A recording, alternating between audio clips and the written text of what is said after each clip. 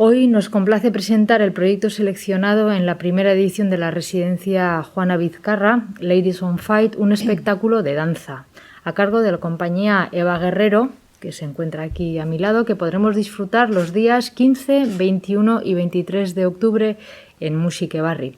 Además de la exhibición de este trabajo, también queremos acercar el proceso de creación del mismo a los y las guechotarras, para que puedan participar de esta experiencia en primera persona. Por lo tanto, este ayuntamiento sigue y seguirá apostando firme por nuestra cantera local por poner en valor el trabajo de nuestras compañías. Me gustaría, sobre todo, agradecer el esfuerzo de todo el sector cultural debido a las circunstancias que hemos vivido y que estamos viviendo en estos momentos. Y que, aquí estamos para ayudarles y trabajar conjuntamente. Love Ladies on Fight es un espectáculo de danza contemporánea tragicómico.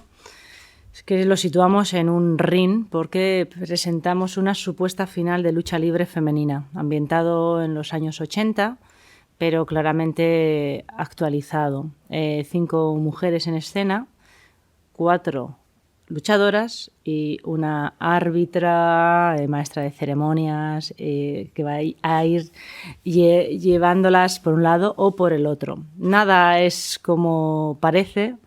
Lo que empieza de una manera termina de otra y a lo largo de toda la obra veremos, se tocarán distintos temas relacionados con la precariedad, el arte, la sexualización de la mujer, la competitividad y diferentes temas.